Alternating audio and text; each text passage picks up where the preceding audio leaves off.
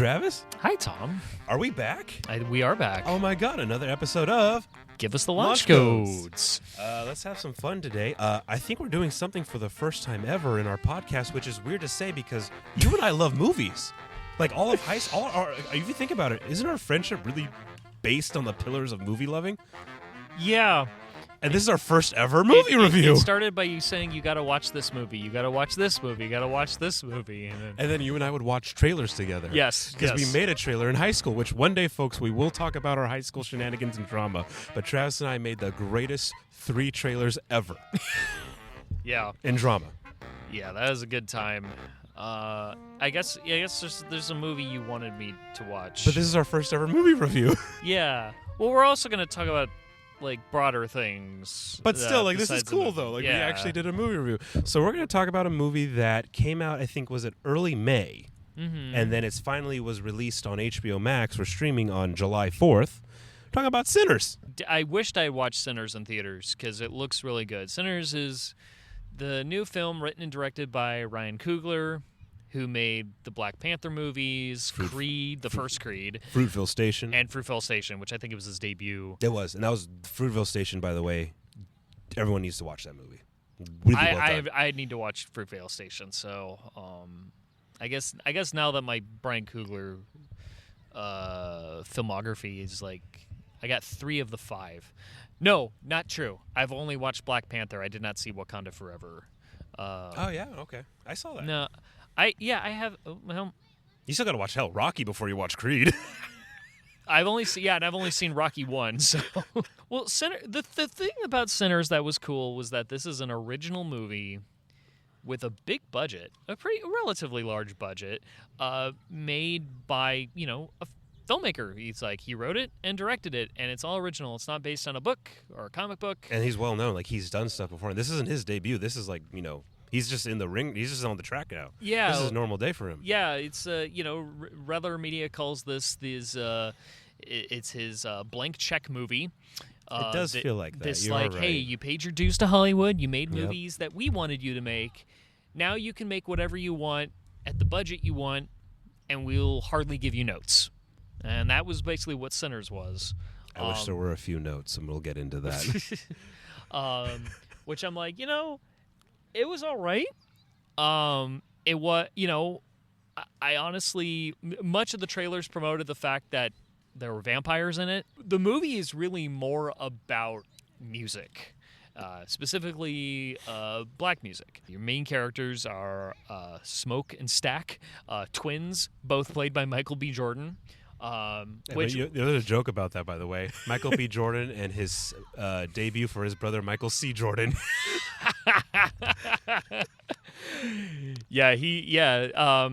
Which Jordan is great in the movie. Right from the jump, I could look at them side by side, and I could just tell he's giving a different performance for each. So that a lot of work. He did an interview. A lot of work went into it. Coogler hired twin consultants. Okay. To get not just the acting down, but the unspoken psychology, almost telekineticness that twins have. Michael B. Jordan was, it's weird to say it, but was professionally trained by twins. It's weird to say that out loud. I wouldn't have even thought to do that. Let's just get let me just talk to actual twin friends. It'd be we knew some twins in high school. It'd be calling those guys. Yeah, it would be. Of course, it would be. That's the thing.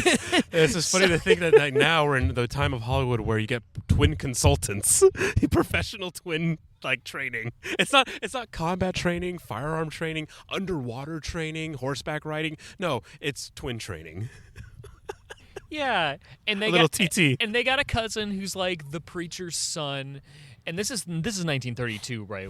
By the way, which is really well rendered. They had kind of a, it kind of reminds me of an Old West town. It's set in Mississippi. Oh, it's well. They put a lot of work in. Basically, when you say blank check, spared no expense. The town is built. The only thing I think they saved money was the costumes, and that's just because I read that. Yeah, they stole it. The Blade movie that Marvel Studios was gonna make with Coogler, that is now not going to happen. They already made the costumes for that movie, And I guess there was going to be some period elements, so they said, "Can we just use those?"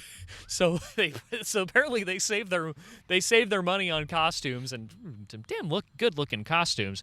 But other than that, like it's a good looking movie. Anyway, the Michael B. Jordan twins, they want to start up a juke joint, a bar with live blues music, make a business, and they have a cousin, a young, like, I don't know how old he was. I think he was like early 20s. He's the puppet. He's a boy. He's a puppy. He's really good with the guitar. Yeah. He's good with an acoustic guitar. He can sing the blues. And the movie has this idea that I wish they played around with more. This idea of, like, there are some people who can come up with music so good it could transcend life and death.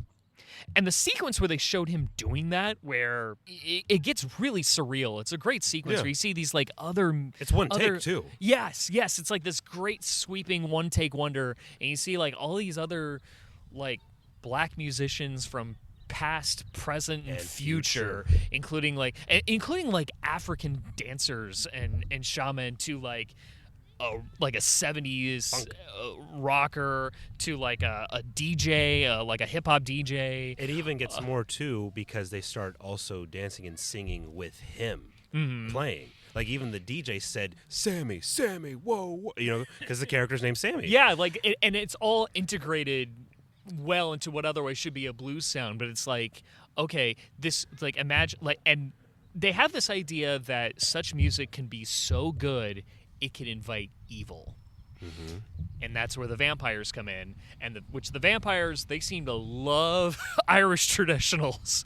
Well, this one, because he's the lead vampire. This one, the only vampires in the movie, this one really loves Irish traditionals. Well, it's interesting how you bring up, okay, so the story, like you said, to help you, the audience. By the way, we're going to just spoil the fucking movie. So you've had your chance. You had your chance, especially whenever this gets released. You've had your chance. The movie starts off, like you said, the twin brothers come back from Chicago. And what's interesting more, if you look at how they're dressed, it shows who they robbed from. Because there's throwaway lines about we have a ton of Irish beer and Italian wine.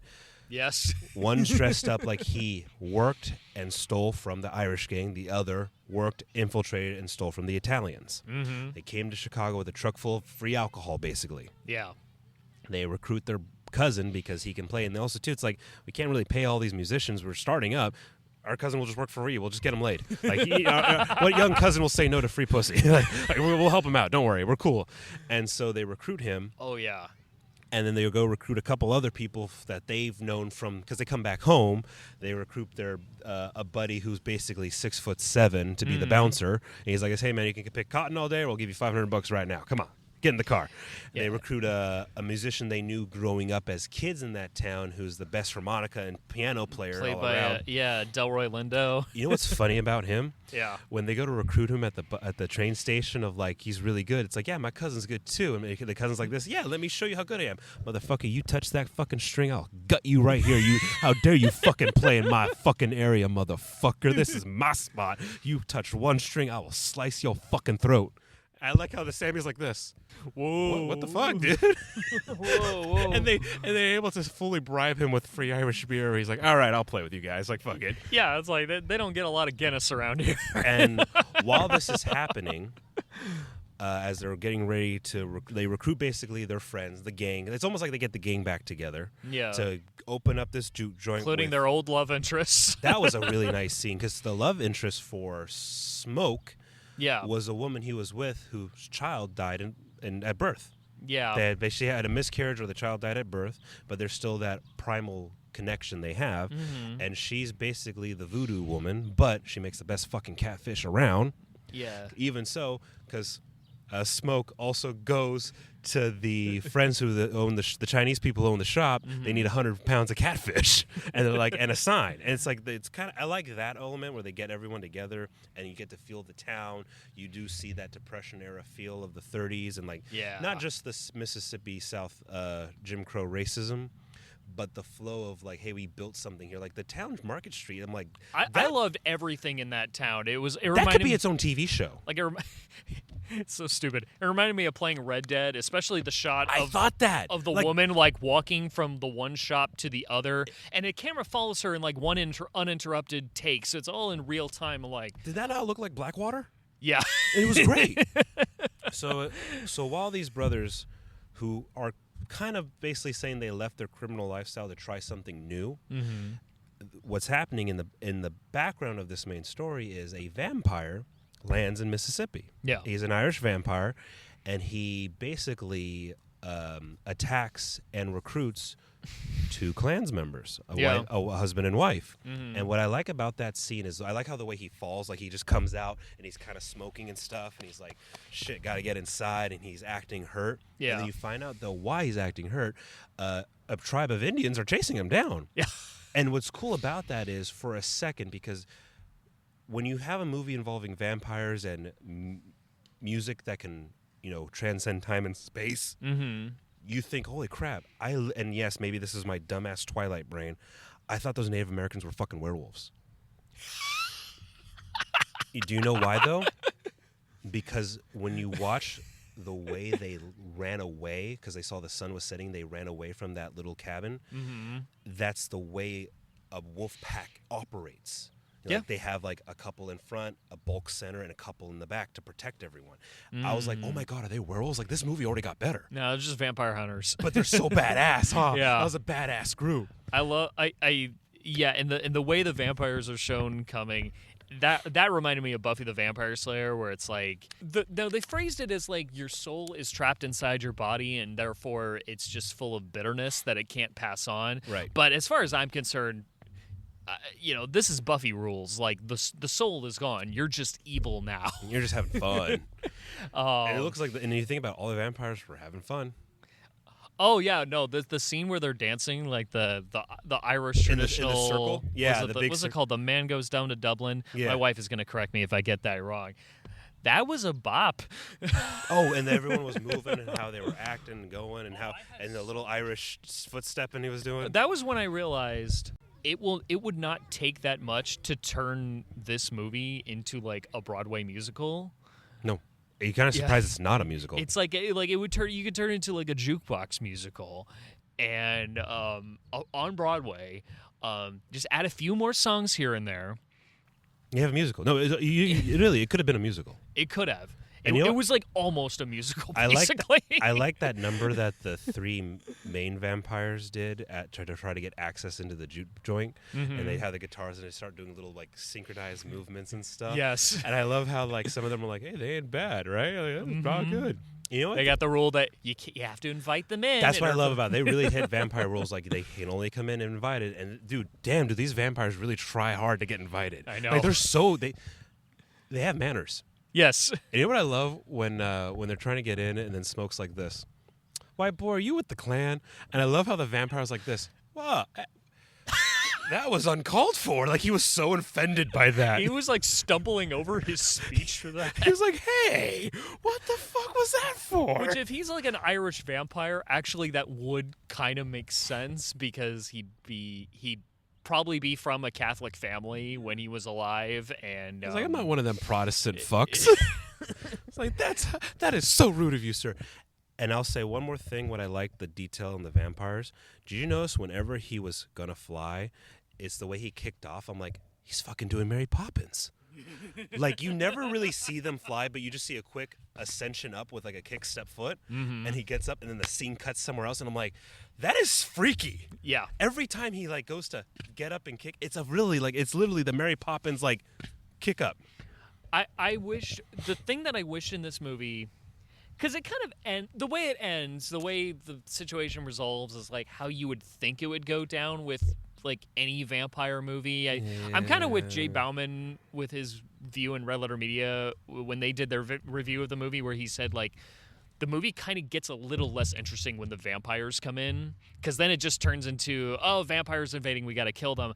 I wish they did something more with the whole music, with Sammy and his music and his supernatural musical talent. Like, if he could accidentally invite evil in or draw or attract evil, surely the music could somehow magically repel evil too, or cure it. Yeah. And you know what? I thought that's where I was gonna go, where Sammy would be the one to like, almost in a sense, make the vampires like you can be a vampire not evil.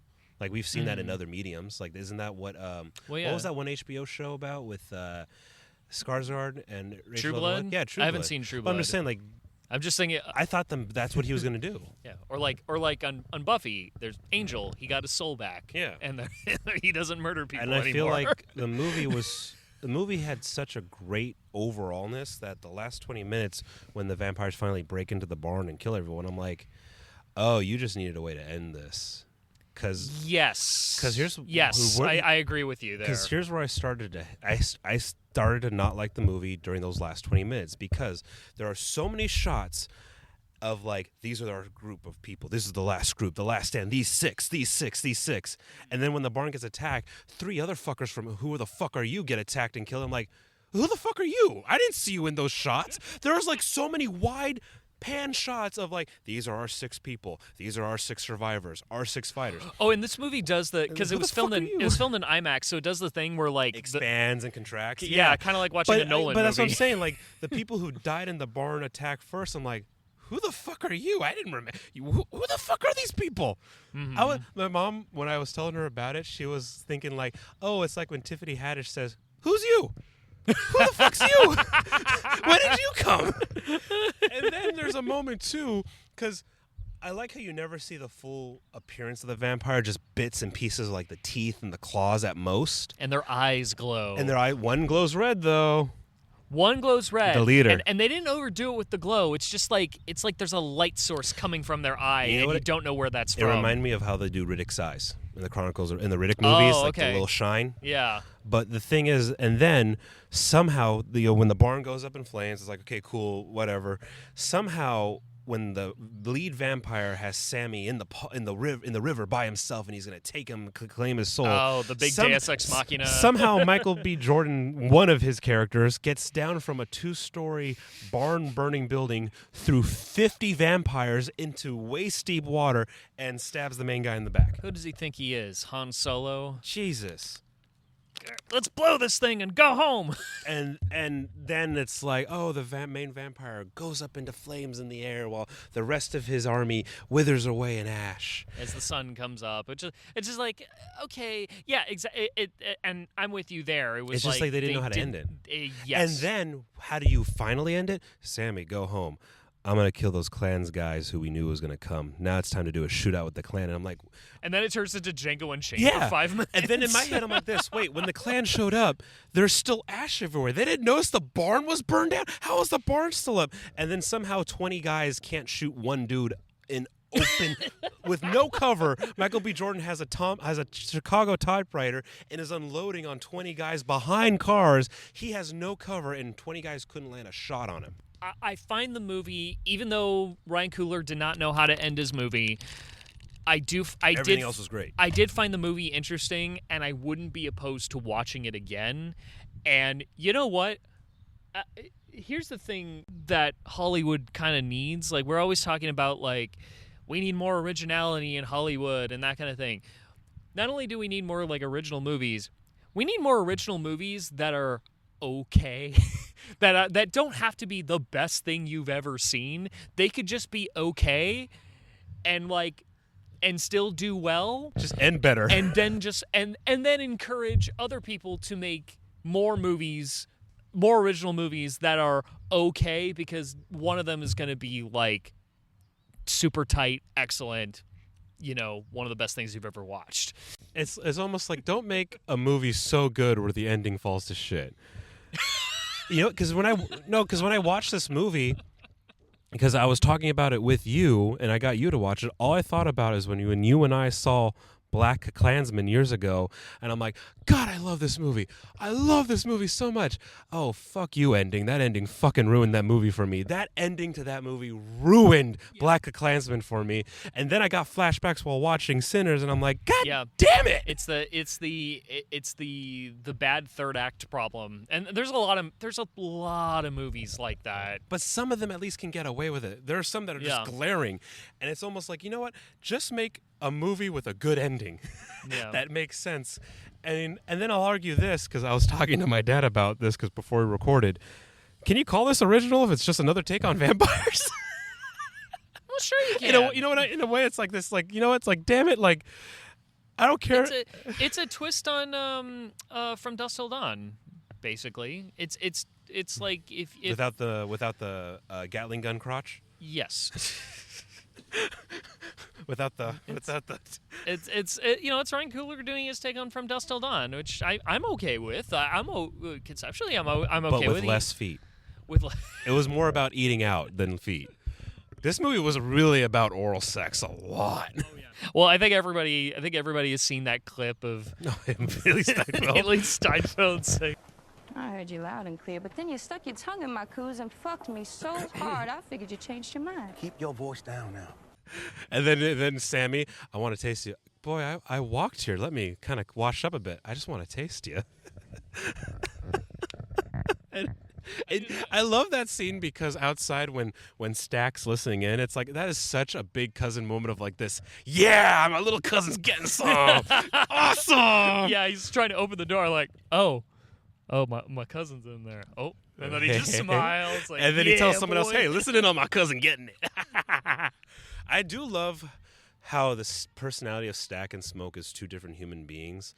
I noticed that like from the first frame. Oh, you can tell. And you can tell by like how they're lit too, because like they're both wearing hats where they're wearing two different hats, but they both have like brims covering their faces. Yet Stack, cool playboy flirt type, his face is like first shot you ever see him. His face is like lit, like you could see like just perfectly consistently lit, but. Smoke is like in shadow. His eyes are covered in shadow. Even though his hat has less cover. Yeah. And Smoke, and Stack's the one who turns. Smoke is the one who stays human and protects his cousin. It's interesting. And you know what I love, too? You brought that up. Smoke is so no-nonsense business. It's like, dude's a fucking dick in the movie. Yeah. He is such... I love when he's all like, Stack, what the fuck's she doing here? Oh, she just get her the fuck out of here, or I will. Like, I love the scene where Smoke talks to that little girl. Like, hey, want to make some money? You're gonna I want to pay you to watch my truck. But then he's like, I'm gonna offer you this. I want you to turn it down, and then ask for this. Like he educates. He teaches that girl how to hustle. But he's a dick overall. Like he literally shoots two dudes even though he knows them because he's like, I got a reputation to protect. I'm still gonna shoot you in the ass. That also reminded me of Red Dead, where you can just be like, hey, you're trying to steal my stuff? Fuck. No. But to see how dark he was, Smoke, he tells Sammy, you have a good time here? You're like, you played well, good. Go home and never come here again or I'll fucking kill you. Mm-hmm. He's like, what the fuck? Like, I know, I'm trying to protect you. I gave you your fun because you're my cousin. Go the fuck back home to your dad or I will fucking shoot you myself. Yeah. It's like, Jesus, like Smoke is the very much the no-nonsense protector. Yeah. But he's fucking dark. Yeah. It's like, okay, he's been through a lot, and he can't handle it as well as his brother can. No. Well, remember, you see Smoke, he shakes a lot. Like, he has PTSD with his hands, but he's the one who's like, if I have to be the left hand of God, so fucking be it. You get the sense that, like, Stack was the deal maker, but Smoke was, like, the violent enforcer. Well, it kind of says, look what the gangs they came from. One went to the Italians. It's about this deal, smooth talking, having a little fun. One went to the Irish. We work our fucking knuckles to the bone. Mm-hmm. And even Smoke was saying to Stack, dude, I want to show you what our money is and what real money is. We have 2 months or we'll be fucking closed down. Yeah. So you being all nice and letting people pay with their plantation wooden coins is going to fucking hurt us, like I said. We need money, motherfucker. Yeah. I loved it. And just like I said, last 20 minutes of the film, killed it for me. Everything before that last 20 minutes, it's a very interesting movie with a captivating, pulls you in movie with a good first 2 acts and then a fizzling third act. I didn't mind the epilogue was awesome. I liked the epilogue. Yeah, the epilogue was amazing. Like the main character turns into Buddy Guy. Yeah, but he comes for his cousin again, saying, "I'm here for you." Like, I just love that. It's a good cousin movie. You know how you get a no. Think about this. In most of cinema, you get a lot of brother or sister movies, or father and son, mother and daughter, blah blah blah. Like Frozen is a sisters movie. Yeah. Step Brothers, the comedy, like Brothers. This is the first movie I can only recall that's like this. No, this wasn't about brothers. This was about the love for your cousin.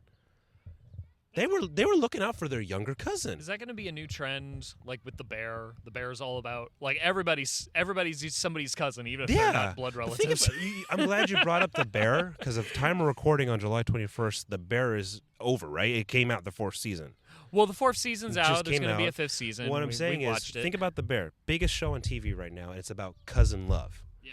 This movie wasn't about the twin brothers. It was about each one of these brothers who are twins looking after their younger cousin. One teaching them how to have fun, get laid. The other one trying to be like this, go be better than us. Get the fuck out of here. I'm trying to protect you from evil.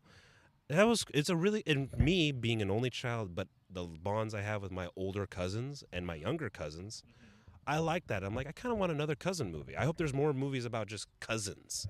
It just made me wish I had like first cousins. You can say, but think about it, you can see it. It's a different bond. Mm-hmm. It's deep. Yeah. One of them's trying to help you get laid and have fun. The other one's like this: if you fuck up, I will beat the shit out of you. I feel like cousins can get more violent with each other than siblings.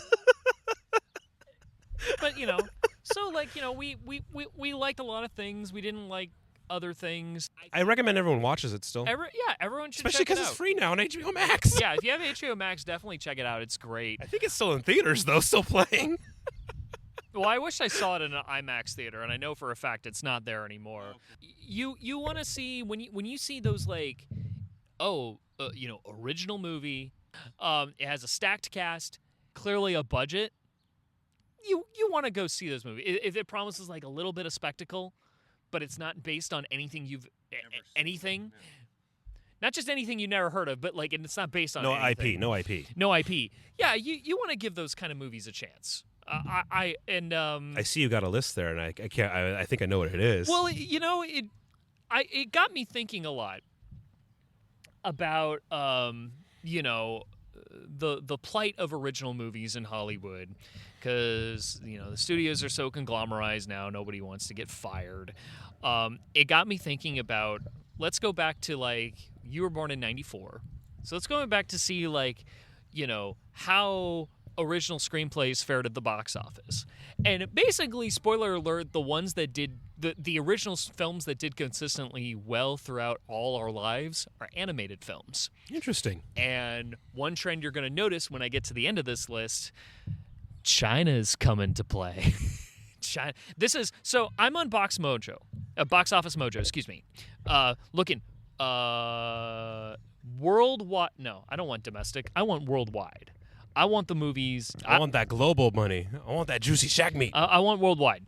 A worldwide box office, which is fair because Hollywood makes movies that get shown everywhere. So plus, also too, when you talk to people outside of this country, when they love a certain American movie, they fucking love it. Yes. So, 1994. 94. The highest-grossing original movie was The Lion King, made $771 million. A great take on Hamlet. Yes. I like that. Yeah, Lion King is great. And remember, fun fact about Lion King, everyone, that was the B squad, not the A squad of Disney. Oh, yes. Yeah. All the A-listers at Disney Animation wanted to make Pocahontas, and look how that turned out. Lion King, bitch. Elton John for life. Yeah. Not only highest-grossing original movie that year, number one end of the year, number one for 1994. 95, the same thing, original, also highest-grossing by the end of the year. 7, directed by David Fincher. What's in the box? What's in the box? It made more than Toy Story. 320. Pretty little head. And here's the thing: 7 was the highest-grossing movie of 1995. It made $327 million. God, remember when like making $300 million was considered a lot of money back then? And now that's like how much like a bit of a movie costs now. Now it's like if you make $300 million, the only way you could have done well is if you're a horror movie made by Blumhouse, and it was indie budget. And but now like $300 million, that's like Robert Downey Jr.'s basically that's one Robert Downey Jr. bill. That's just the pay. Like, I don't know. Pay Robert Downey Jr. Did we break even? I don't know. The next year, This is technically an original screenplay. okay. Number 1 for the year was Independence Day. Technically an original screenplay. 306 Hey mil. boys, I'm back. Elvis has left the building. Oh, you're going to laugh at this. Welcome to Earth. So 97. Again, number 1 original screenplay. Number 1 overall and for original screenplay, James Cameron's Titanic. Made $1.8 billion in its initial run. Look, Jack, I'm flying. Never let go, Rose. Never let go. Oh, just wait till we get to 2008. By the way, I'm gonna say a quote for every single movie right now. I'm doing it. Okay. I'm doing it. We're still good. Original movie still good. This is actually the last good year until 2009 for original, great year shit. for original Okay. movies. 1988, Armageddon. Number 1 for original and overall, God. $553 million. With that awful Aerosmith song. start singing that. Don't wanna close my eyes. Don't wanna die. Directed by Michael Bay. You know what's funny about that movie though? Mhm. The behind the scenes thing that Ben Affleck said that's now famous. He's like this. Oh, yeah. I asked Michael why it was easier to train oil drillers to become astronauts than it was to train astronauts to become oil drillers, and he told me to shut the fuck up. So that was the end of that talk. He was like, Ben, just shut up, okay? This is a real plan, all right? I was like, you mean it's a real plan at NASA to train oil drillers? He was like, just shut your mouth. That was like the early days of DVD commentary. Like, they were just trying that out, and they basically could just let people say whatever they wanted. Fuck they wanted. Ben Affleck was like, I thought this was stupid. Ben Affleck kind of ruined it for going forward. And now no one makes commentaries. Well, nobody makes official commentaries like that anymore because no one buys physical media. That's very sad. All right, what's next? 99, right? Okay, 99, this is where things start to slip. And it doesn't really recover after this. So the number 1 original movie was The Sixth Sense, written and directed by M. Night Shyamalan. Made $672 million, but it only finished number 2. Who was number 1? Phantom Menace. I mean, Because it's 99. yeah. Yeah. The Matrix hit number 4. Fear leads to anger. Anger leads to hate. Hate leads to Oh, suffering. lead into that hate, my friend. Yeah, it made 924 This mil. is pod racing. I watched that movie so many times Dude, as a kid. I ruined the VHS. I saw that in theaters. Yep. You know what's weird? I saw that in theaters too. I don't remember it. I remember seeing Attack of the Clones in theater, and for the longest time, I thought that was the first movie I had ever saw in a movie theater. I had completely blanked out my parents taking me to see I can tell you, I know. You know this thing. I have no recollection of this, but apparently my first ever movie in theaters was, guess what? What? The Lost World Jurassic Park. Oh. And apparently the T-Rex really fucking woke me up. Like, Oh. yeah, Both of them? yeah. This is There's getting out of 2. hand. Hey. This is getting out of hand. Now there are 2 of them. That's probably the quote I use the most from Phantom Menace in casual conversation. Okay, This is impossible. 2000. The year is 2000. Sorry, can I say the Phantom Menace quote? At last, we'll have our revenge. At last, I love that with the Darth Maul. At last, the Jedi will pay. We'll have our revenge. I just love this is impossible. Says it like 3 or 4 times. Which then I watched Galaxy Quest, which came out a year before, and the villain also says that a lot. Impossible. Yeah, no. Okay, so the year 2000. On deck. On. Original screenplay, but most successful original screenplay was Gladiator. Oh, that was awesome. 460 Are you not mil. entertained? Dust and bones, Maximus. Dust and bones. Marcus Aurelius had a dream. This is not it. This is not it. Number 1 for that year, though. By the way, Oh, sorry. We're not. Sorry. Okay, Sorry, I love Gladiator so much. My second cousin's named Elysium. I love it because I think about that first scene, when he says that monologue, like, if you find yourself, riding by yourself with green pastures and the sun on your back, do not fret, for you are Elysium and you are already dead. All right. Sorry. So, Gladiator was number 2. That's how we start the decade, right? Yeah. In the century. Yeah, number 1. What a great way to start the century. Yeah. But number 1 okay. was Mission Impossible 2, directed by John Woo. For 2000? For 2000, it made 546 as highest grossing worldwide. Mission Impossible 2. Mission the worst Impossible 2. one out of the whole. The worst one out of all of them was that the I'm highest. not going to even quote it. It's so bad. 2001. Remember the animated movies? They're gonna keep originality strong. Number 3, Monsters Inc. It's 528. It got beaten out by Fellowship of the Ring and Sorcerer's Stone. Was number 1. The Sorcerer's Stone was number 1. I'm going backwards to the top. I'm going to the lowest to tallest when I do this. So number 3 was put that thing back where it came from, or so help me. Yes. To you don't have to. By the way, Tom, you don't have to do every single quote because when I do the countdowns, they're going to get longer and longer and longer as the years go on. All right. You're a wizard, Harry. So Harry Potter finishes the year with 974. I promise you, I'll just do the number 1 now. And some of these movies you might not have seen as we get closer. So you want to bet? I'll quote. I promise you, you have not seen some of these movies. Okay.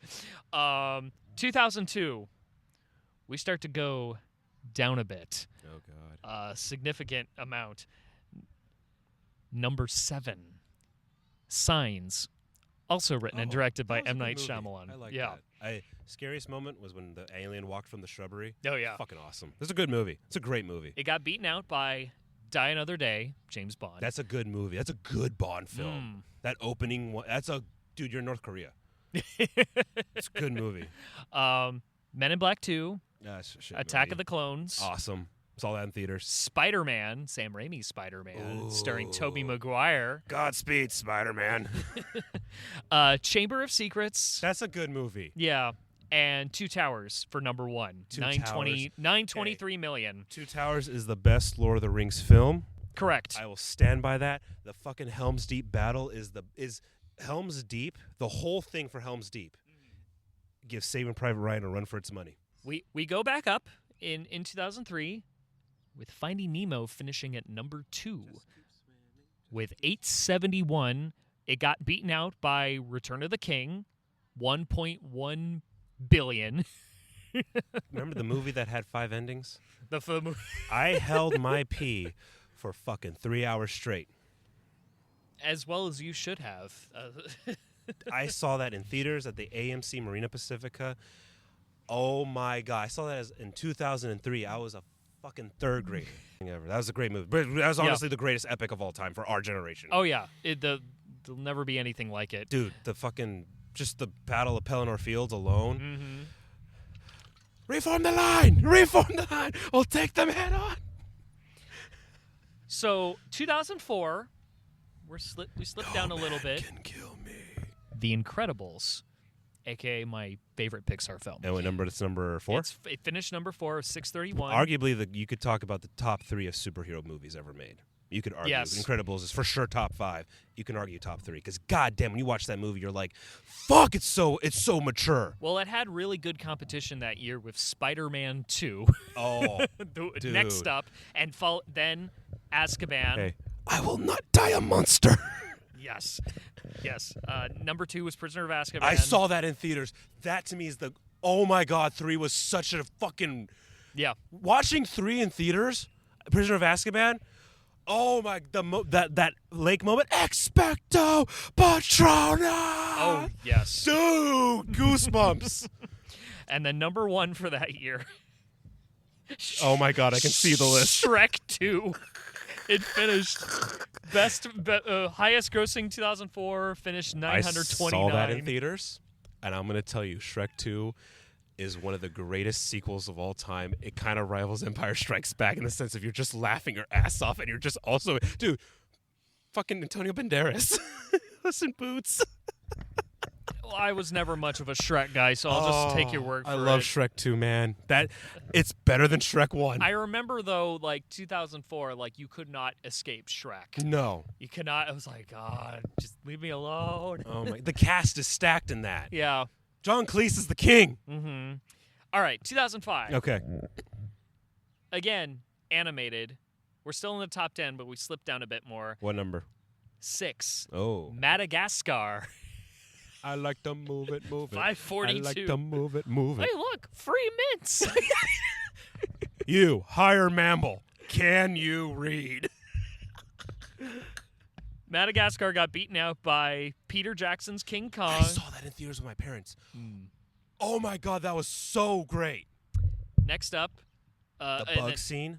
Oh, Fuck, yeah. that was so scary. So scary. Then there's Steven Spielberg's War of the Worlds. I saw that in theaters too, and I'm so mad at my parents when they took me to see that. I was shell-shocked. Okay. I think no, 2005. I'm a fifth Yeah. grader. Yeah. And I saw that in theaters. I was so quiet. That's the most terrifying end of the world movie for me because of how real it gets. Yeah. The fucking army tank scene where they're losing. Oh. I remember not wanting to see that movie because I was shell-shocked.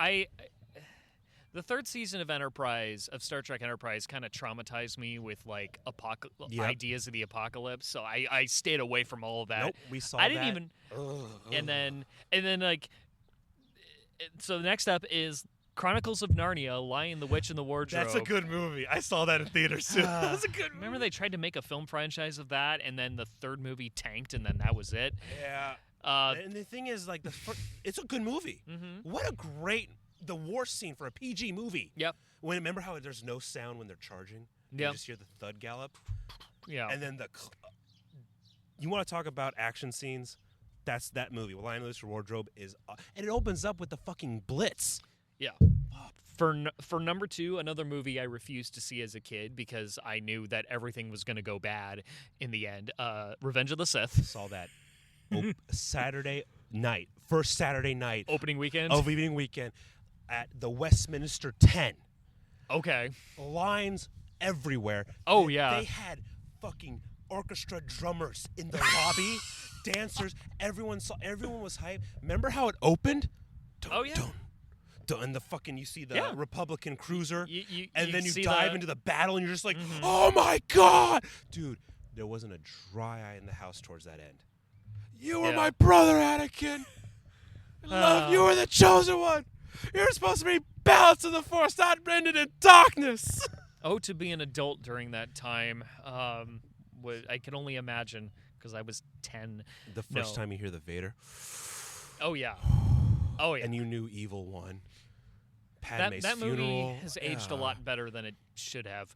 Oh, that movie is This is how democracy dies, with thunderous applause. Oh, jeez. The attempt on my life has left me scarred. Oh, people were quoting that after Trump got shot in the The ear. Republic will be reorganized into the first galactic empire.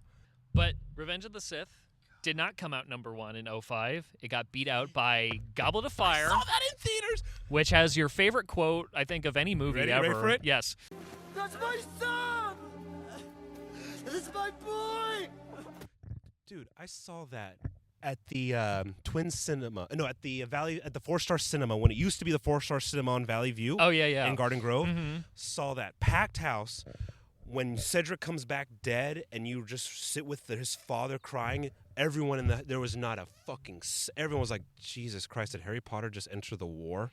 Mm-hmm. Yeah. I think I think the war started. Yes. Like you could tell everyone, the adults, the fans were just like, oh shit, this is not a fucking YA novel anymore. Yeah. This is not a YA movie. This fucking holy crap. Yeah. And then Ralph Fiennes tearing up the scenery as Voldemort. Mm-hmm. I can finally touch you. That was awesome. Yeah, Harry Potter, Goblet of Fire made just shy of 900 million. It was 895. Moving to 2006, I have to look. Okay, yeah.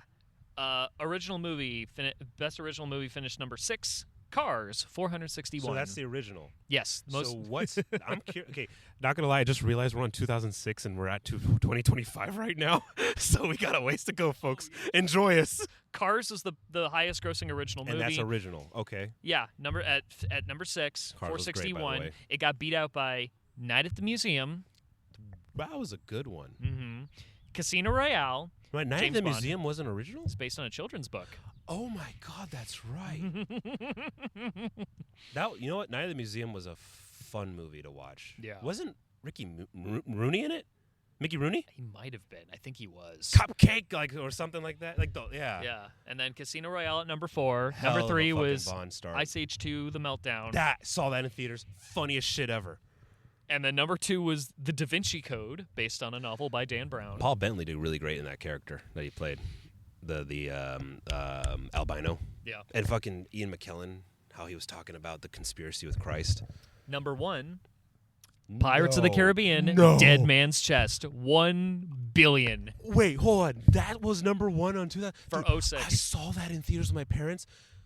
That movie blew me away because of Davy Jones and like the Kraken and everything. And oh my, dude, Dead Man's Chest is a good fucking movie. Yeah. If you love Curse of the Black Pearl and for what it did for movies, and when Yep. you see Dead Man's Chest and like the Lovecraftian Oh, horror. yeah. One of these days, it's been a long time. I'm going to be honest. It's been a long time. You want to watch it together? since You I've want to watch it together? Just Yeah. the first two. I don't like the third one. I hate World's End. I hate World's End. Doesn't World's End no? But the second movie ends in a cliffhanger. We got to know Yeah, how but it the ends. World's End sucks. And we don't have to watch 4 and 5. Fine. Hey, part of the ship, part of the crew, part of the ship, part of the crew. All right. Speaking of 2007, for highest original movie, Pixar's back. Ratatouille finished number 6, 623. Hey, we just had our chef interview with Yeah. Angel. I love Ratatouille. Number 5. Hey, welcome back, Michael Bay. Transformers. I saw that in theaters with my parents too, opening weekend. That was so good. It ended with Linkin Park. You know that's a meme now. Like people. Yeah, dude. People like the big when the chorus comes in Yeah. for that song. Like people use that as like when you watch a movie and a character's dead, but then you see the character move a Yeah. little bit. Like that's a joke. You know who in the voice of Megatron is Hugo Weaving. You can't get better than that. It's Yes. it's fucking Agent Smith and Elrond. Elrond. Like Number 4, Shrek the Third. that was not a good one. Number 3, Spider-Man 3. I did see that in That theaters. was not a good one. That was a tough. There were worse Spider-Man movies that came after it, but at the time it was the low point. I saw that with my cousin Thomas. My parents took me and him last minute. I was able to say, "Can we bring my cousin out just to have him?" Wow, that was bad. But Yeah. my first introduction to Bryce Dallas Howard. Yeah. Beautiful woman. Number 2, Order of the Phoenix, and number 1, Pirates of the Caribbean 3 at World's End at 960 mil. Those last two you said sucked so hard in theaters. You know why I hated Order of the Phoenix? I read the book. And when you finally see wizard combat, the whole way they describe it is a cacophony of sound because you have to say the spells. And when you're injured, you still have to say the spell correctly. Yeah. What happens in the movie? Just flicking our wrists, not saying shit. Fuck that movie. And World's End was a boring ending. Yeah. Oh, my God. 2008, Okay. the original crowd gets to spike up a bit. Number 3, Kung Fu Panda. Oh, so the original was a number 3 now. Yes, 632 it made. Kung Fu Panda, you're just a stupid, fat panda. And his eyes are like, hey, don't, I'm gonna pee. The 2 that beat it, you love 1, the other 2 not so much. Number 2 was Crystal Skull, Kingdom of Indiana Jones 4. I saw that with my parents. And here's the thing, I enjoyed it except for one thing that kept ruining it for me. You're a double agent. You're a triple agent. That part was so stupid. I liked everything else. My parents and I had a good time. Okay. But it did not age well, the movie. No. Number 1, though, The Dark Knight. Do you want to know how I got these scars? Why so serious? Finished at 1 billion. What a great moment for comic book movies and superhero movies and just movies in general with Heath Ledger's the Joker. And when you I saw that twice in theaters, by the way. Yeah. I was that lucky. And when you watch it a second time, you're still just like this. Jesus. Like there's nothing you can do with all your strength. Okay. 2009. God damn it. The movie, the highest grossing original movie was not the Pixar movie for that year, which was Up. It edged out Up. Roland Emmerich's 2012. That was the highest grossing original screenplay for that year. I'm curious because I see this list. I'm going to wait till you say number one because I thought that was original. But I'm going to wait. Oh, shit, you're right. Oh, I fucked up. No, you're right. I totally fucked up. Okay. I fucked up. I don't have to go through those. You're totally right. Though someone can make a joke. You're right. Number one. I know. It's Avatar. Okay, I'm not. You know why? Because we get to this era. It's a ripoff of Pocahontas and Dancing with Wolves. It is. It uses a familiar framework. Kind of like Sinners. Kind of like Sinners, yes, exactly, yes, kind of like Sinners, and so that broke the world. Avatar, yes, 2.7 billion. It broke the world. Unheard of for like an original run in theaters. I saw it in Limax, which you like to call. And I saw. Okay, I'm gonna be real. I am an Avatar defender. Yeah, me too. I love the first one. Yes, no, yeah, I love Avatar. I even love the sequel. I just I'm a sucker for. I hate the sequel, but I love. I like the sequel. I hated the sequel, but I love the first one. I am a sucker for intricate science fiction worlds. I love that James Cameron was able to sneak in a movie that said "fuck the U.S. military," but nobody noticed because all the glitz and glamour of the world of Pandora. It was beautiful. It's great to look at. It's like it's a no-nonsense movie. Like, the amazing thing about, like, Way of Water, which, I mean, we're jumping ahead because we'll bring it up when we get to 2023. But, like, the amazing thing about Way of Water is that it felt like a movie made in the 90s using modern technology. Mm-hmm. It didn't try to be, like, a modern blockbuster, which has kind of been Marvel infected with everybody's got to be quippy. You got to have, like... everybody's got to have quick banter. We got to write like Joss Whedon and Aaron Sorkin. Like, no, James Cameron does not write like that.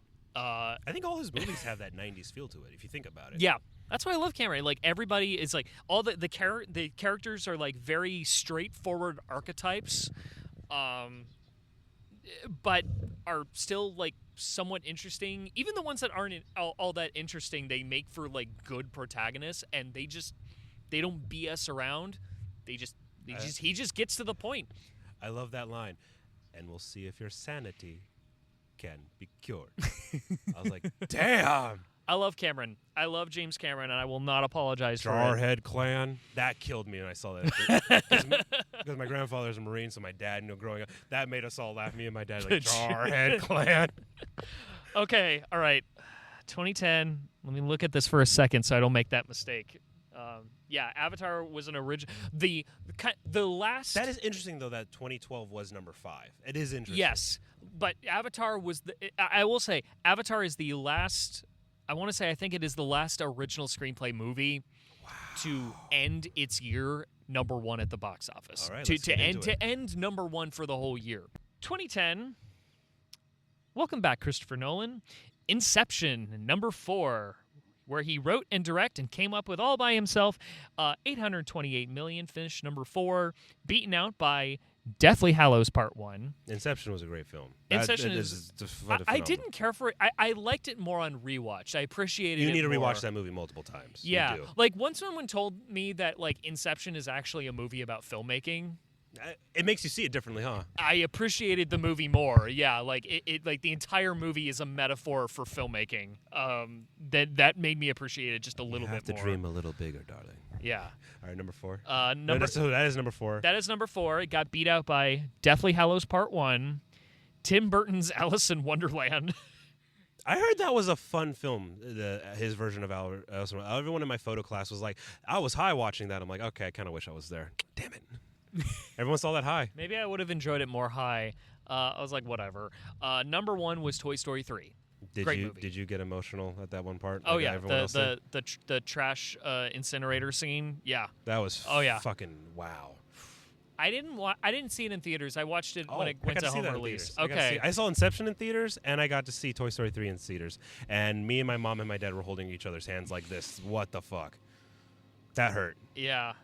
Okay, 2000. Okay, 2011. We really drop on this one For original? For originals, Shit. you know, the highest grossing original movie. Do you remember when 20th Century Fox came out with an animated movie about birds? Yeah, I saw Rio. Finished 13 As original. for 13 overall. Jesse Eisenberg and Hathaway. 483 mil. Wait, hold on. Did the Social Network didn't make it the list at all? I'm sorry, I just realized this. So Social Network was like a couple years ago, huh? It was an 09 film.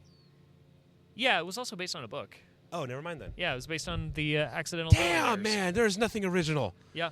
Okay. So Rio got beat out by Sherlock Holmes: A Game of Shadows, starring Robert Downey Jr. That was a good movie. I saw that in theaters. Puss in Boots. Puss in Boots. That's not a bad film. That was a good film. Cars 2. Suck dick. Yeah. The Smurfs, the live-action Smurfs, not to be confused with this new... That's Neil Patrick Harris, right? Yes. Oh, yeah, the Rihanna Smurfs that's out now? That's, yeah. Yeah. Which I'm like, we're rebooting the Smurfs already, but I can't Yeah. complain because I saw Superman and I liked it.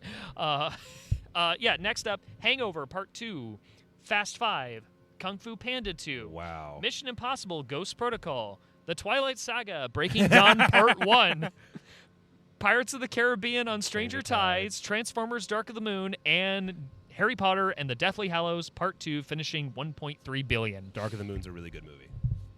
That was a really fun movie. I checked out after Revenge of the Fallen. That was a I've bad not movie. come- That was a bad movie. I've not come back since. Okay. All right, 2012. See all of them. Here So we far, go. I've seen all of them, by the way. Okay.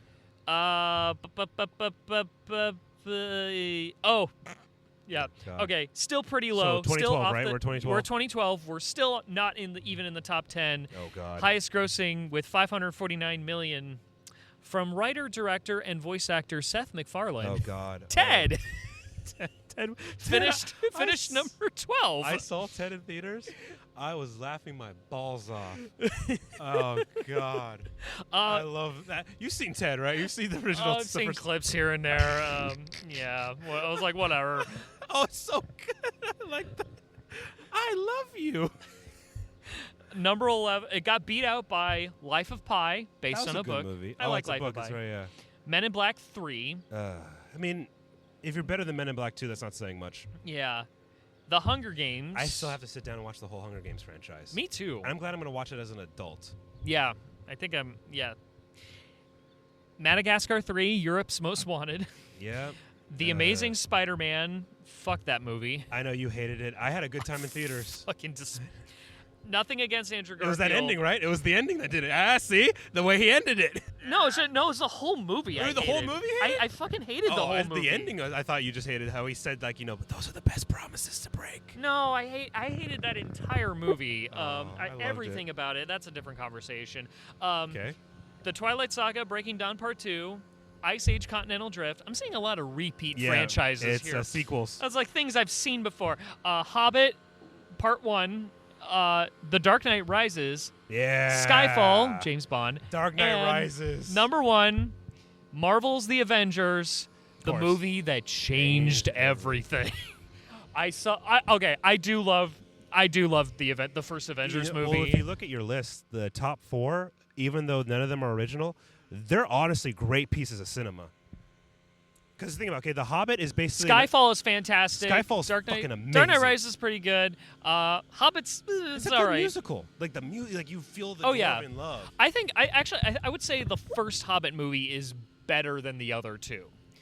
I Yes. feel like if only the second one just ended how the book ended. I think the second and third one, that's where there was some studio fuckery, fuckery going yeah, on. The most studio fuckery, but yeah, the first one's definitely the best. but stand on ceremony here. it's almost like not Wade. comparable. Okay, we're at 2013. Highest grossing original screenplay from writer-director Alfonso Cuarón, starring Sandra Bullock and George Clooney in space. Really, Gravity. It's Gravity. Okay. Finished with $723 million. At number 8? No, at number 8 at the end of the year.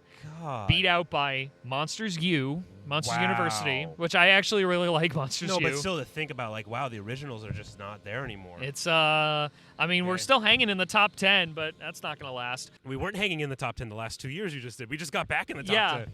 But, like, Gravity had some spectacle. It's a movie that probably... Isn't Ed Harris, like, the mission control as a callback to Apollo 13? Oh, he might... I think he was, yeah. That's awesome. All right, so you got number 7. Number 7 is Monsters University. 6 is Fast and Furious 6. Wow. Then Hunger Games Catching Fire. 6 is Fast and Furious 6. I like that. Yeah. I heard Catching Fire is the best out of all the Hunger Game movies. I remember really liking that one. Okay. Desolation. Hobbit Part 2, the one with the dragon. Despicable Me 2. Iron Man 3. I hate Iron Man 3. I don't know why people love that. Fuck that movie. And Frozen, which Let is it based on an old fairy Let tale. it go. You know what I love about Despicable Me 2? During the wedding scene, if you pan out and look at the bottom right, there's a girl in a little cocktail dress with her booty, a little cake cup booty, and one of the minions is looking at her butt and going like this with his tongue. Ah. Oh, they snuck that in They there. suck. Yeah, Frozen made $1.2 billion. We move into 2014. God, I don't want to even. Where know. do we go? Where do we go? I think. Okay. All right. Barely making the top 10. Welcome back, Christopher Nolan, and welcome back, Jonathan Nolan, because you were there for the Dark Knight movies. Interstellar. That was a great epic. Yeah, I like Interstellar. The black hole sequence, everything.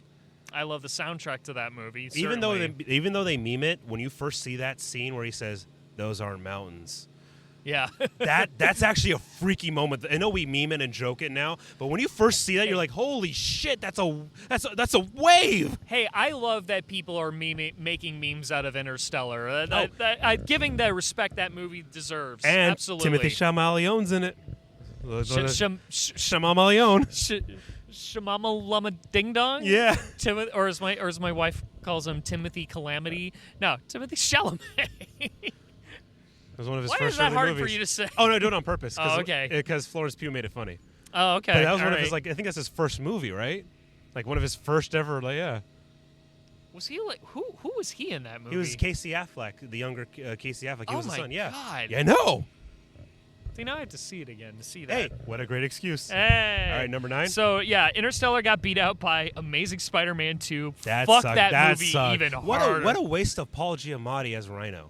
What a waste. No, because when you hear Paul Giamatti is going to be a different take on Rhino, I got excited because he's a great actor. I mean, I don't know. He was pretty much like classic Rhino. Just I'm a big dumb Russian. I know. It was just what a waste. Okay. Yeah, that got beat out by Dawn of the Planet of the I Apes. saw that in theaters. That is one of the greatest. That movie is a better sequel than Empire Strikes Back. You do not need to see Rise. You can go in cold. Mm-hmm. Dawn of the Planet of the Apes is a fucking scary movie to watch. Hell yeah. It's so good. Dude, Koba, Yeah. apes, follow. Koba now.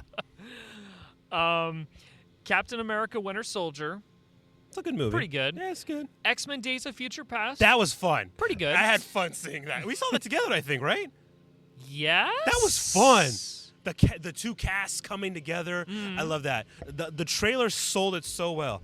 Please, Yeah. we need you to hope again. And then Apocalypse fucked everything up. Yeah. Next, Hunger Games: Mockingjay Part 1. Oh wow, so that's the ending of that franchise. That's the number Is that 5. the one where the big song came on that Jennifer Lawrence sang that everyone loved for a bit? The I don't Hanging Tree. remember. I don't Oh, remember. okay. Number 4 was Maleficent. Heard Based people on like that. Disney's I Sleeping saw some Beauty. of it. No interest in Sharlto Copley, I love him. it. Guardians of the Galaxy. Yeah. Yeah. Hooked on a feeling. The end of the Hobbit trilogy. The good riddance of the Hobbit trilogy. Then Transformers: Age of Extinction. Boo. God, this The is one, bad. the one famous for the scene where a grown man justifies him dating a 17-year-old by pulling out a card citing some sort of obscure Texas law, and the law that he said didn't even match the card that he showed. That just shows Get your shit together, Texas. Just showed the work ethic behind that movie. Freaking Michael Bay. Okay, now we're in 2015. Well, We got 10 more years to go. Let's do it. We're getting there. Okay. Welcome back, Pixar. Number 7, Inside Out, made $859 million. That's a nice film. That's a great I think movie. every family should watch that together. Yes. Doesn't even matter if you are just a boy family, girl family mixed. That's a family movie. It got beaten out by Spectre, James Bond.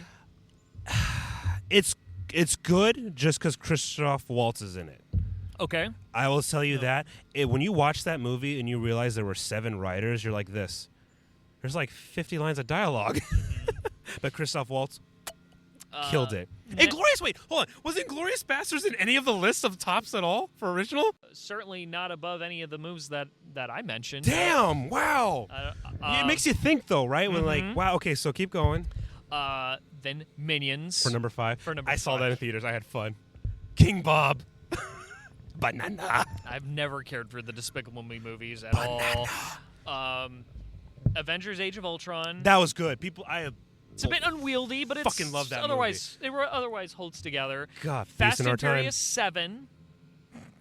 Isn't That's that the farewell to Paul Walker. Yeah. Yeah. That was a good farewell. Jurassic World.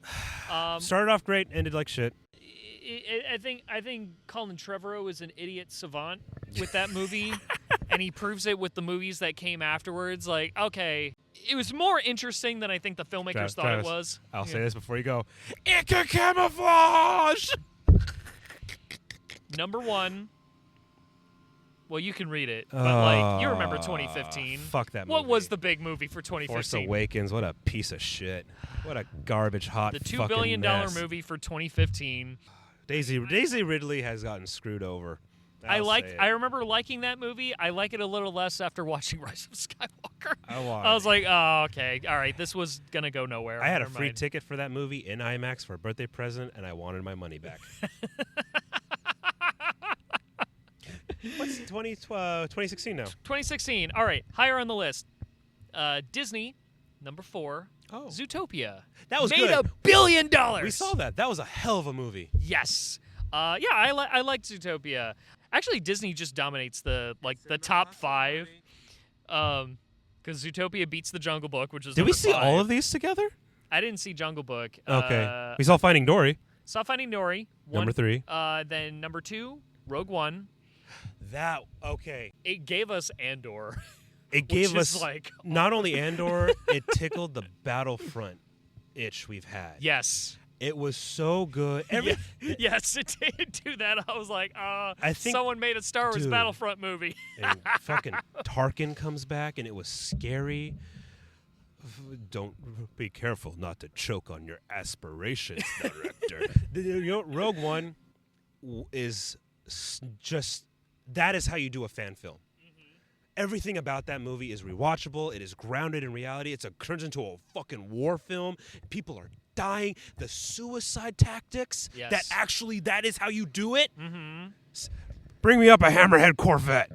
But what beat Rogue One was Captain America: Civil War. Also pretty good. We like it less the more you watch it. I like it less the more you watch okay, it. all But right. hey, Chadwick Boseman, fucking. Of course, I just look at Captain America: Civil War, and I'm reminded of the fact that the 4 movies that I mentioned all made $1 billion. Batman Wow. v Superman, which was that same year, couldn't crack $9 million. But Which all I these- mean, 870. Wow, that's a drop though from $1 billion to $9 million. Not even 9. It made 874 worldwide. Batman v Superman, number 7. Which I mean, We saw that with your sister, yeah, and we had Dominic's afterwards. that movie. That was the only way to save that night was having Dominic's. Remember yes, those dark days are behind us. As we move towards them with 2017, it goes down a bit. We're off the top 10, just barely, with Disney Pixar's Coco. that? That's a nice film. That's a good film. That's a nice film. 814 finished number 11. Damn. Beat out by Wonder Woman, Boo. Thor Ragnarok, That was fun. Guardians of the Galaxy Volume 2. That Mwah. was great. I think this is a Chinese movie because I've never heard of this. It's called Wolf Warrior 2. And it is a sequel. That is what the 2 Wow. refers to. So I think it's a Chinese movie. Number 6, Spider-Man: Homecoming. Solid film. Jumanji: Welcome to the Jungle. That's actually a funny fucking movie. Despicable Me 3. The Fate of the Furious. Yep. The Beauty and the Beast remake. And number 1, Star Wars Episode 8, The Last Jedi. Boo. Which, again, I Boo. also liked. But I was also like, they're not going to follow this up very No, well, they're are not. they? Because Rian Johnson has nothing to do with the next movie. Oh, no. No, 2018. No. Okay, so now we're in 2018. Highest grossing original screenplay, number 6. Wow. The big awards darling, Bohemian Rhapsody, starring Rami Malek. Interesting. Okay. Made $903. So that wasn't based off anything though. It was just No. It was just the band. Like It was just the band. Okay, Yeah, okay. It wasn't based on. It was original screenplay technically. That's good. But everybody loves Queen, so it was based on something people know. She's a killer queen. Based on, or beating that out is Aquaman. I don't get how that movie just. I'm amazed that movie did as well as it did. That movie is so. Just wow. It's just wow. It's just, very bloated. Yeah. I like the specific comics it's based on, like the New 52 Aquaman. I love that, but like, yeah, there's a few. It's all over the place. It almost works, but there's just a few miscalculations, and I could have yeah. just peed on it. That's a different. Okay. Different conversation. Incredibles 2. Boo. Yeah, I didn't care for that one. I love the first one. I didn't Wow. care for part 2. Yeah, that was bad. Jurassic World: Fallen Kingdom. Beefcake. Oh, he was fucking garbage. Black Panther. I saw that twice in theaters. I bought the soundtrack. That fucking album's awesome. That's a Mm-hmm. good fucking rap album. Yeah. Fucking great. And then number 1.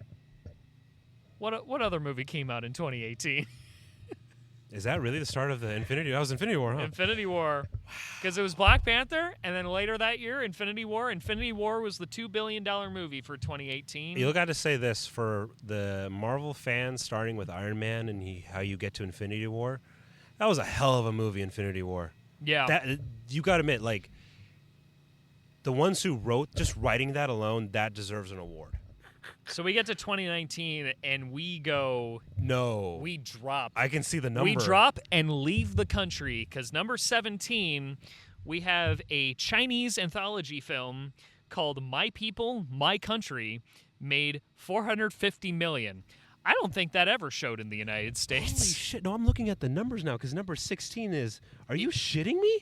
This Chinese film that I've never heard of, it got beat out by It Chapter 2, Maleficent, Mistress of Evil, How to Train Your Dragon: The Hidden World, The Wandering Earth, which is Yeah, another I saw that. Remember, Chinese, I told you that was a good movie. which is I had to look that up. It's like, Wow. oh, that's based on something.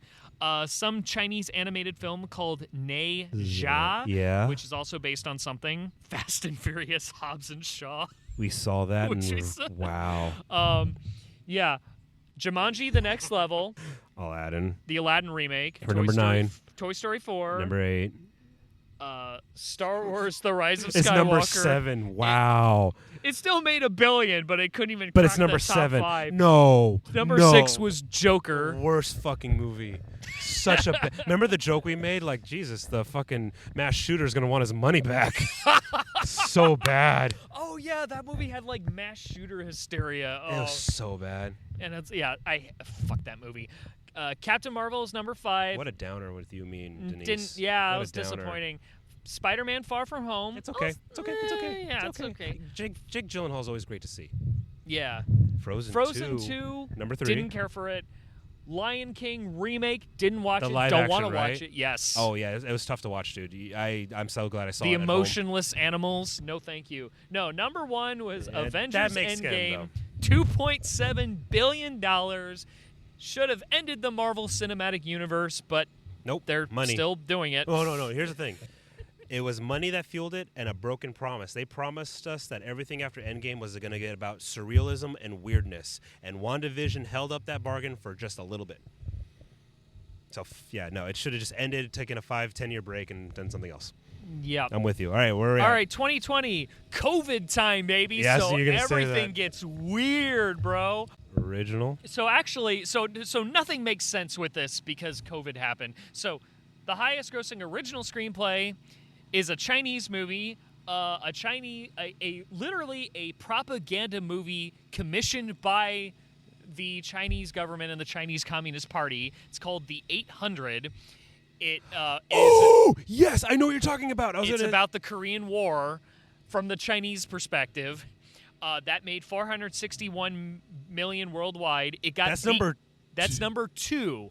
2020 was not a good year for movies because of COVID. Number 1 is an anime movie. Oh my God, no! That was number 1, the Demon Slayer one. Demon Slayer Kimetsu no Yaiba, the movie Mugen Train. I don't know if I pronounced that correctly. Is an anime TV show. Yeah, wow.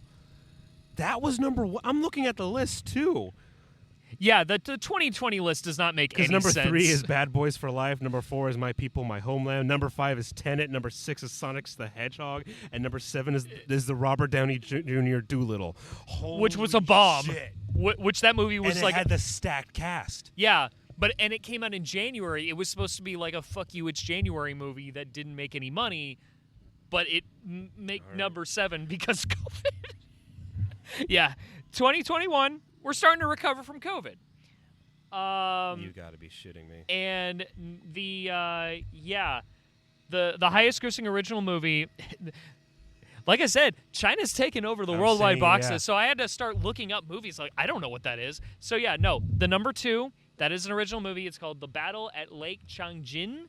It's a movie. Beat out No Time to Die. Interesting. Yeah, Battle Lake Changjin, which is a movie about, I think that movie is about, like, some battle with the Japanese kind of preceding World War II. China really hates the Japanese. Interesting. Yeah. It made $902 million. Wow. I don't know if that ever screened in the United States. Maybe Probably not. But 900... It just shows how many people live in China that, like, they could get a $902 million box office. And Number 1, it got beat out by Spider-Man No Way Home. That makes sense. $1.9 billion. That was a big movie, what they did, all 3 Spider-Men together. Yes, and I love that they took the worst Spider-Man story ever written and made it not bad. And then Willem Dafoe got to basically be like this, hey, I'm back. and I figured out how to really do the Goblin. All right. That's some trick of yours. That's what's the line? He's like, remember? Yeah. That's some trick of yours. That's. Oh God. Okay. Osborne's on sabbatical, honey. That's a good one. Yeah. There you go. Sorry. Oh wow. So number 1 we have our. Yeah. Is that that's a sequel though. That's not original. Yeah. So the Holy original. Shit. And I think this is another Chinese movie because I've never heard of it. It's called Watergate Bridge. But it's not about our Watergate. It's not about Nixon. The Watergate Bridge. Number 9.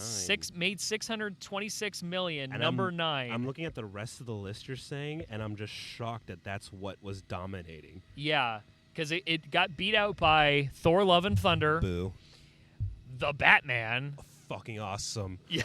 Starring Open your eyes! Starring Robert Pattinson. Black Panther: Wakanda Forever. I haven't seen it. It's interesting to watch just because of what happened with Chadwick. It's just interesting. Yeah. Not strong at all. Minions: The Rise of Gru. Oh God. Doctor Strange and the Multiverse of Madness, which I did not care for because I agree with you. It assassinated Wanda. Jurassic World Dominion, did not see. Top Gun Maverick. I saw that in theaters. I am saying to you, you need to watch that movie. Okay. Just because it's better than the first one is not saying much, but you need to watch that because of what it means for movies. Dude, it stole from A New Hope. I mean, really, it did. And then there's other things about it, too, where you're just like, no one's talking about this other shit as a war film. Yeah. I had deep conversations with a Marine vet who did 2 tours in Iraq about this movie. So, number 1 was Avatar: The Way of Water, co-written and directed by James Cameron. It made $2.3 billion. So after 14 years of people saying Avatar has no cultural relevance, wow, what a failure that movie was. Nobody cares about Avatar. Blah blah blah blah. No, the proof's in the pudding. People saw it. I don't know why people hate on the first one too. It's a good film. Yeah. First one's fucking phenomenal. Okay, what are we at now? 2023. Oh, we're almost getting close. Okay, I gotta remember this. Oh my God, are you serious? I think I know. Okay, I think this is our original movie. and it's a Chinese movie, again, called Full River Red. Wow. Made 670 mil, finished number 7. It got beat out by Across the Spider-Verse. Great movie. Mwah. Fast X. No. Guardians 3. Mwah. It's good. Oddly tonally interesting. Interesting. But good. It's a good film. Oppenheimer was based on a book called American Prometheus. Mm-hmm. Super Mario Brothers movie. I saw it, and I and enjoyed it. Barbie, $1.4 billion. I did not get Barbie. I thought was just, I wanted more Ken. The Ken dolls were more interesting. I'll say it. Barbie's one of those, like, it is what it is. It really, you know what, Barbie is really, you know what's the craziest? Here's the review I heard about Barbie. Mm-hmm. What the fuck is this shit? And he's a fucking dumbass. I love it. I love it. Like, that's like people like you either really, it is take it or leave it. Yes. It is the most, wow. It's a vibe. It's an interesting vibe where it's like, you know, for a movie based on Barbie dolls, I didn't expect this. This is at least interesting. I don't like how they made fun of The Godfather, though. That pissed me off. That really pissed me the fuck off. The way I'm like, this really, is that what you think of The Godfather? You fucking idiot. Mm-hmm. Whatever the director's name is. Okay. 2024. This is last year. We dip big time. Because number 16. No. And I had to check because the 14, 15, and 16 are Chinese movies. Serious? 16, though, is the only original screenplay out of all of them. It's called Successor. It made $422 million. Jesus. It got beat out by a Chinese movie called Pegasus 2, another Chinese movie called YOLO, but I don't think it's about what we were saying in 2010. And now I'm seeing the list. Ew. Beetlejuice. Ew. Gladiator 2. Ew. Venom: The Last Dance. Jesus Christ. Sonic the Hedgehog 3. Dumb. Kung Fu Panda 4. Why? Godzilla x Kong: The New Empire. That was tough to watch. Dune Part 2. A little disappointed, but it was still a good movie. Mufasa: The Lion King. It was sad. The Wicked movie. Was that good? No, you said yes, you were good. Okay. I like the Wicked movie. Okay. Despicable Me 4. I'm so surprised we're going on. Like, it's still happening. It's still there. Moana 2. Haven't seen it. That was last year. Deadpool and Wolverine rocked. I gotta watch that because I watched the first two. I liked it. I liked it a lot. I'll say this because I watched that famous clip on YouTube, and the fact that they did this in a Deadpool movie really shows you how good it is. The little rant that Wolverine goes on in the car. Yeah. And what a great line. It's like this.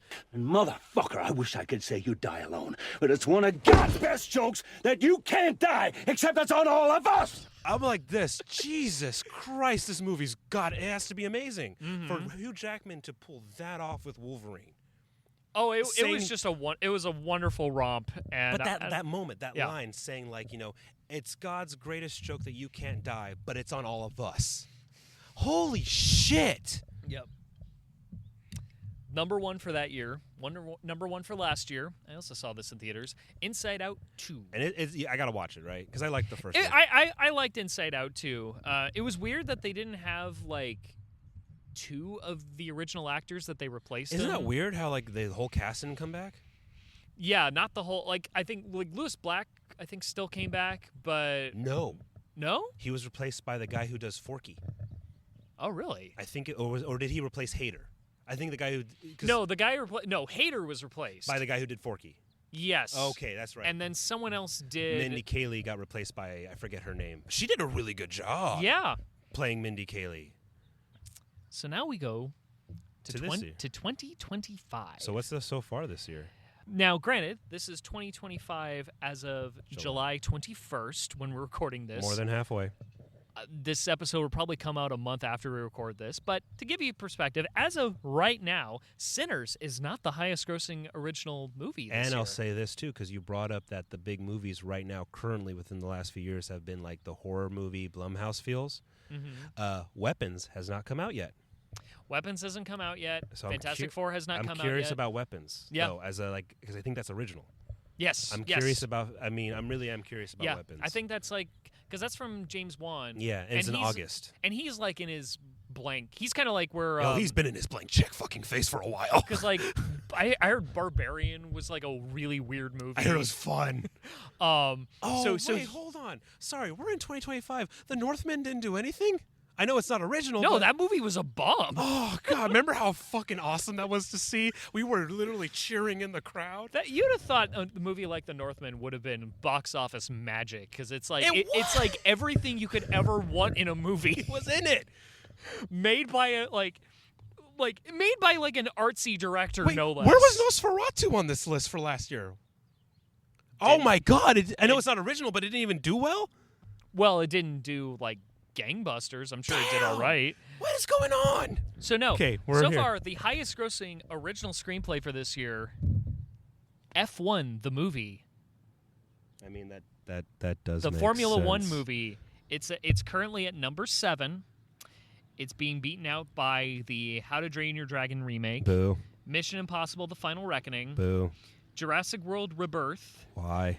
a Minecraft movie, That's just mind-boggling. The The Lilo- success that movie has. the Lilo and Stitch remake, boo, and some Chinese animated sequel that I've never heard of called Ne Jia 2, and it has made basically $1.9 billion.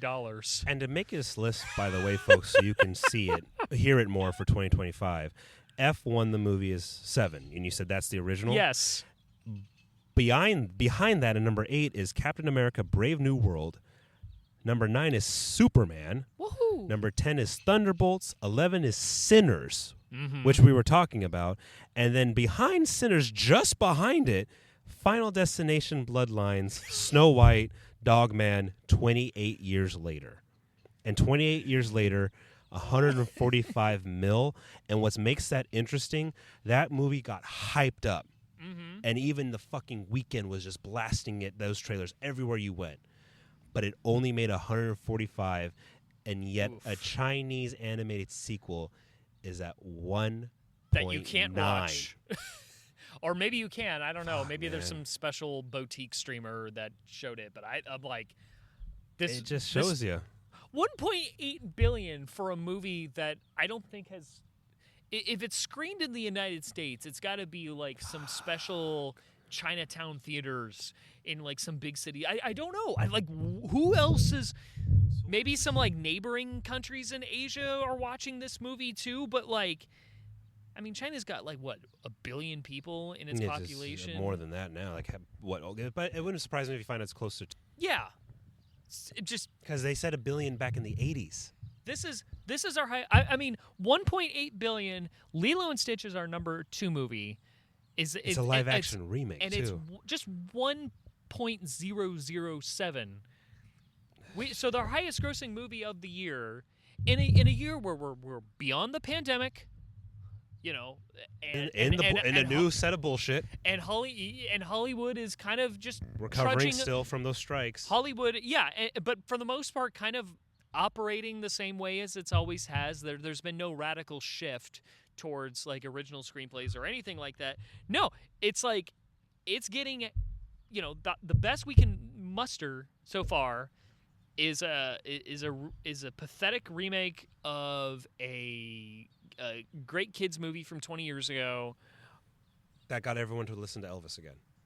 And it's being beaten out by an animated movie made in China A sequel. that is not showing in a theater near you and is never showed in a theater near you anytime soon. Everyone, go watch original stuff like Sinners. Watch Opus, that's now on HBO Max. Oh, with Ao Edebri, yeah. And then also too the Death of the Unicorn one with the chick who plays Wednesday. That's going to be on HBO Max soon. Just saying, like, just regardless. I mean, I joked about Sinners not technically being original because of the same idea, but just watch original stuff because this is just. It's not. You know why I don't go to the theaters? Mm-hmm. One, because what's out there and where do I have to drive to find it? Mm-hmm. But two, within 2 months, it's already on streaming. One thing that my wife and I are doing, they're starting to do, is there's that Starlight Cinemas in Lakewood. Yes, they do. I know. I gotta go with you more. Tuesdays, $5 a ticket. I got it. And so we're like, oh, No matter what, right? You're going. this is. Kinda thing? Yeah. Yes. We're planning on going. We're recording on a Monday, so we're planning on going this week. But honestly, I don't know what I want to watch. I don't know what's there that I want to see, but maybe it'll get me to see more movies. And last week we saw Superman. Actually, we saw it Sunday night, and then we came back and watched it again on the Tuesday matinee. How was it two seeings back to back? Like in the sense of seeing I'm not talking about the movie, but seeing the same movie back to back in theaters. I haven't done that in so long. What was that like? Well, I only ever do that if it's a movie I genuinely really liked. Like where it's like where I'm like, because I've done that with Black Panther. I even did that with Avatar 2, where just this is, and it's Superman. You think like what could you possibly do with Superman? And then I'll see it when it comes on HBO Max. But James Gunn, it's like, but for me, and the reason I wanted to see it again was, or why I wanted to see it really wanted to see it in the first place was, James Gunn is making it. The Guardians of the Galaxy guy wrote and directed it. So I'm like, okay, what does he do with Superman? And gets you ready for Peacemaker as well, season 2. Well, yeah, but I mean, I'll watch Peacemaker, but I didn't watch it for that. It was just, I don't want this to turn into like a Superman review, but I appreciate when, a new filmmaker can take something, that everyone knows and then add a spin on it and still tells a good story. Refreshing story. I need to add that last part because they tried that 12 years ago. Zack Snyder was that filmmaker. Didn't do it right. Just thought, hey, wouldn't it be cool if isn't it cool that we have the technology to show Superman smashing into buildings? 9/11. Remember 9/11? What if Superman was there? And I'll say this because I know I have no desire to see it in theaters just because I'm like, honestly, it'll just be on HBO Max like by the Thanksgiving. So it's like, why waste the money? But I'll say this. When it comes to original stuff, I am okay with multiple different comic book adaptations because I loved The Batman with Robert Pattinson. Yes. I fucking loved that. Yeah. But the thing is, comic books are different because one character has 50 different arcs. Mm-hmm. So it technically, you can argue it's original because you're bringing something different. Like for me, I want Red Sun. I fucking want Red Sun live action so goddamn fucking badly. It will not happen ever. But I want that. I love the Batman because it was different than Christian Bale's or Christopher Nolan's Dark Knight, because this one was about, hey, we're getting to the point in superheroes now where it's like this, hey, vigilantism is pretty bad, being a vigilante, actually. It's the problem. And that's why that. So I will see Superman when it's at home. I will say the thing that I loved about the Superman movie that could like tie into broadly, because I realized something, that there's the core theme of the movie is kind of the core theme of this podcast. The movie kind of rejects like political nuance as bullshit, because in the end, if people's lives are in danger, then it doesn't matter what nuance you add to it. All that matters is like, are you going to help people? Are you not going to help people? Do you want to do good? There's good and there's bad. And if you do the most good for the most people, that's all that matters. Your politics be damned. So you're saying that it shouldn't matter what you pray to. There are fucking children dying in Gaza. Mm-hmm. Interesting. That is so interesting. I didn't say anything about Israel and Gaza. I don't know what you're talking about. Interesting for a hero to think like, hey, it's like when Superman and Lois. Superman, why the fuck did you save that North Korean submarine? They were about to die thousands of miles below the ocean. Yes! But they're North Korean. You could have at least brought the sub back. What the fuck are you talking about, General? Yeah, no, fuck. This is what you'll say. If you have the abilities of Superman, you just save lives. Just do it. fucking borders be damned. Bringing it back to episode 1, bitch. And maybe that's why I saw it again, because I was like, hey, that's kind of what our show's about. That's kind of something I believe in, and that's why we kind of started this whole thing up. Anyway, I call dibs on Batman if we ever get superhero stuff. You can be Kal-El. I want to be Batman. Okay, yeah, that's fine. I like wanting to fly. I've wanted to fly, so yeah, fine. You can be Batman. You can beat up people. Yeah, that's fine. With my taser fists. Yeah. I want the squirrel suit. I want the squirrel suit. Just to bring it back to what we were talking about in the first place with this, if you see a movie being advertised that's like, see what you want to see. But if you actually genuinely care about movies being more interesting in theaters, new ideas, new original ideas, if you see a movie where it's like from the director of this and it's something you've never heard of, go see it. If that's something you genuinely care about, go see it. And if it sucks, it sucks. But you know what? I would rather like promote more sucky. Like I'm okay with like if it's sucky original movies that get big all of a sudden. That means the odds are is that there's going to be a diamond in that rough somewhere. That something good is going to come out. Also, of that. too, it'll tell the suits that hey, we want this more. Like remember in most. Well, I don't know. Do I remember this? I don't know if I remember it that well. But like there was a time when like most movies in Hollywood were like original. In fact, there was actually a time in the 80s when like original spec scripts could like there was like a big run on them. Yeah. And you could make millions of dollars by selling. There was like bidding wars on literally that. Every movie in the 80s was just like, whoa! I want that to come back. I want there to be like fucking like some screenwriter has written a new script and that studios and producers will like fucking fight each other to get it. I want that to come back. That must have been a great time. 80s. Well, that's why Stranger Things is around for that decade's nostalgia. The 80s had almost everything you can think of. The cocaine was pure. Yeah. Literally. Like the scene of like in the second season where they dress up like Ghostbusters for Halloween. Ghostbusters was just some weirdo idea from Dan Aykroyd. And it stayed in the cinemas for over a year. Yeah. And it's My so the dad idea that saw it multiple times because he had to go back because he couldn't get all the jokes because everyone was laughing so hard, including him. Mm-hmm. That was that movie. Think about that. That movie was in the fucking theaters for over a year because it was just, fuck yeah, this is hilariously awesome and good. And it's a workplace fucking comedy. Yeah. Yeah, bring back that 80s mentality of just fresh, new, and just balls to the wall, put your nuts on the table. Where like being a movie star actually meant something. Yes. Because it meant that you could get like a weirdo movie made. You're like, hey, I want to act in this. Like Hollywood would never greenlight it unless big movie star, agrees to star in it. Bring that back. Bring back some really interesting stuff came out because of that. Bring back movie stars. Bring back when movie stars meant something. You just stick an actor's name, bam, I want to see that. Yep. Tom Cruise is in it, I want to see it. Tom Hanks is in it, I want to see it. Nobody does that anymore. Molly Ringwald, I want to see it. This is it, really. Yeah. Her movie, those John Hughes movies are...